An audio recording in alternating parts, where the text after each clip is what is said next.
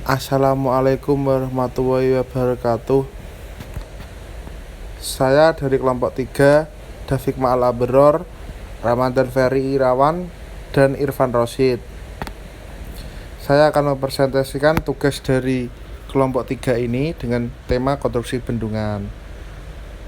Untuk presentasi hari ini, Irfan Rosyid tidak dapat bisa mengikuti karena sakit di rumah sakit. Sudah berapa minggu ini, mohon doanya kawan-kawan semoga sembuh. Bendungan. Sebuah bendung memiliki fungsi yaitu untuk meninggikan muka air sungai dan mengalirkan sebagian aliran air sungai yang ada ke arah tepi kanan dan tepi kiri sungai untuk mengalirkan ke dalam saluran melalui sebuah bangunan pengambilan jaringan irigasi. Bendung juga dapat didefinisikan sebagai bangunan air yang dibangun secara melintang sungai sedemikian rupa agar permukaan air sungai di sekitarnya naik sampai ketinggian tertentu.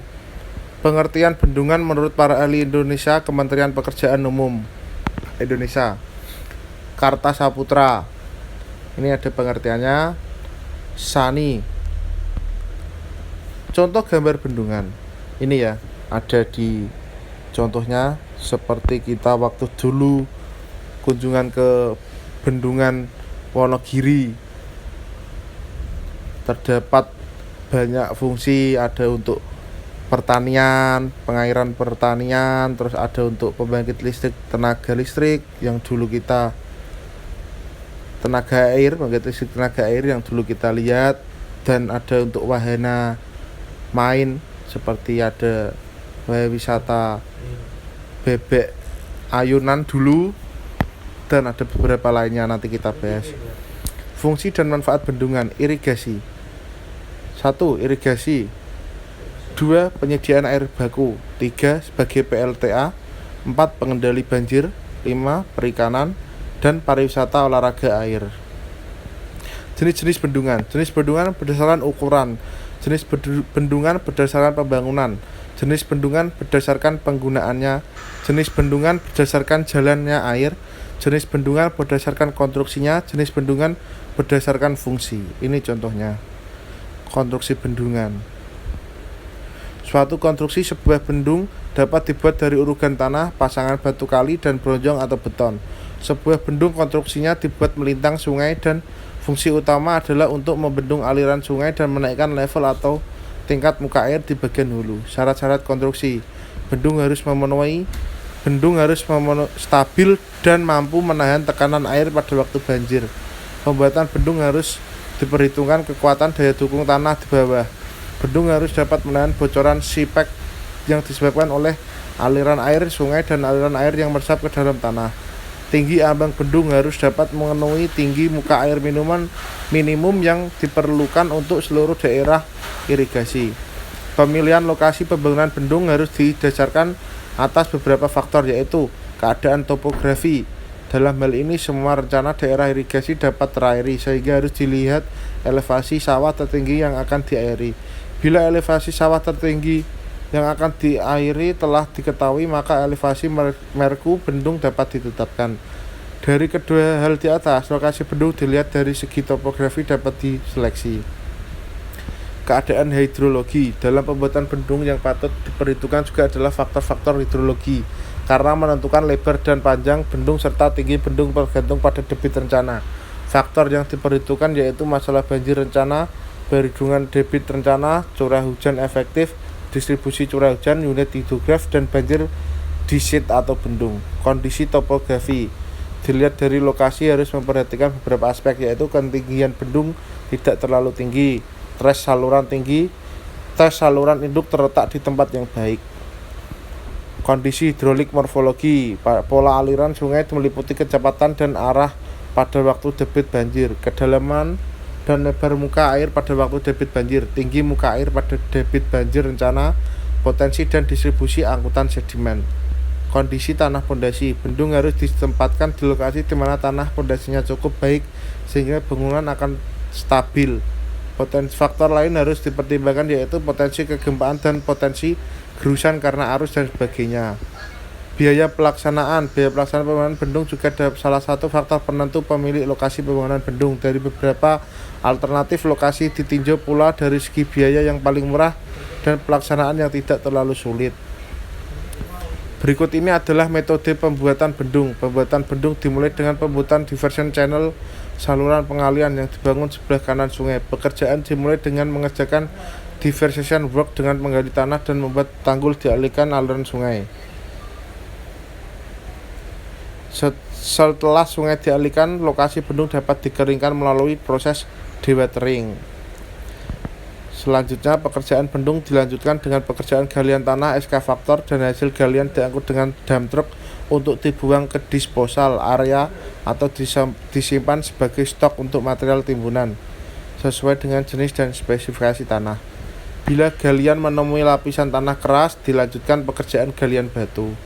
Dipilih metode drilling atau blasting, yaitu pada permukaan batuan dibuat pola blasting, kemudian dibuat lubang dengan rock drill dan channel drilling untuk diisi sebelah bahan baku peledak, dinamit, dan detonator sebagai pemicunya. Terima kasih. Setelah ini dilanjutkan teman saya. Assalamualaikum warahmatullahi wabarakatuh. Nama saya Ramadan Ferirawan. Kali ini saya akan melanjutkan presentasi dari kelompok 3 yang beranggotakan David Maal dan Irfan Rosid. 6. Setelah peledakan, hasil galian dikumpulkan dengan ekskavator dan diangkut dump truck ke disposal area. 7. Galian bantuan dengan blasting. Peledak biasanya sulit untuk membentuk dasar galian yang rapi sesuai rockland excavation yang ada dalam shop drawing. Selanjutnya digunakan gian breaker yang dipasang pada ekskavator untuk membentuk dan merapikan galian batuan. Sebelum pekerjaan beton fondasi bendung dimulai, pekerjaan yang harus dilakukan adalah finishing permukaan batuan dengan membersihkan semua loss material dan menutup permukaan dengan splash grouting. 10. Splash grouting adalah campuran semen pasir dan air yang disiramkan ke permukaan batuan. 11. Tahapan selanjutnya adalah pekerjaan beton konkrit untuk fondasi tubuh bendung, kolam olakan, stilling basin, dan piers serta kolom. 12. Di permukaan bendung yang terjadi pergesekan dengan air sungai di mana diasumsikan terdapat batuan lepas, ranting pohon. Oleh karena itu perlu dilapisi dengan steel fiber konkrit. 13. Pada bendungan gerak dibuat bangunan hoist room, yaitu tempat mesin penggerak pintu dipasang berupa kontrol hoist elektrik untuk menaikkan dan menurunkan pintu seperti gambar. 14. Setelah bagian utama terlaksana, diikuti bangunan lantai apron dan lantai stilling basin yang diikuti pekerjaan backfill dengan material terseleksi. 15. Jembatan pelayanan dibuat terpisah di fabrikasi karena menggunakan precast pre-stretched konkrit yang di-launching dengan metode launching terus. 16. Pekerjaan sipil utama yang paling berat adalah membuat pier dan hoist deck karena perlu ketelitian dan akurasi yang tinggi agar interfacing dengan pekerjaan pintu hidromekanikal tidak banyak menemui kesulitan.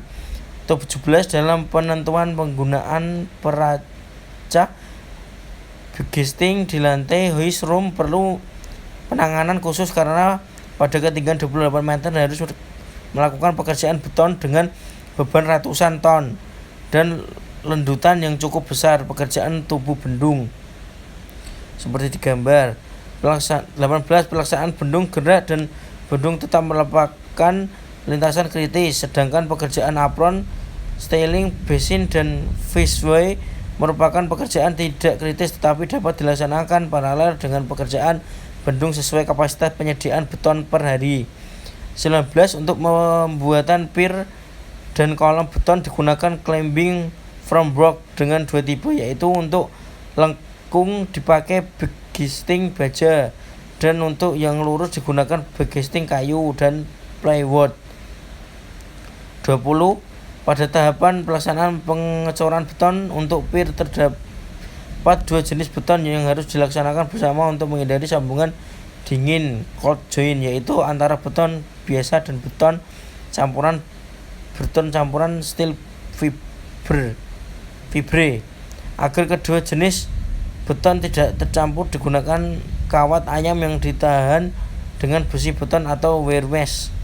Kedua pengecoran dilakukan secara bergantian dalam waktu yang relatif bersamaan antara steel fiber konkrit dan beton biasa. 23. Dilanjutkan dengan pengecoran bagian-bagian pada dan elevasi di atasnya sesuai dengan ketinggian climbing framework. 24. Untuk dinding bangunan noise room yang awalnya adalah beton biasa, dilakukan inovasi menjadi kolom dan balok rangka baja dengan dinding precast pre-street set panel hollow core wall untuk dinding maupun plat atap. Sekian dan terima kasih presentasi dari kelompok kami, semoga bermanfaat. Bila ada salah-salah kata saya dan teman-teman saya, mohon maaf sebesar-besarnya. Assalamualaikum warahmatullahi wabarakatuh.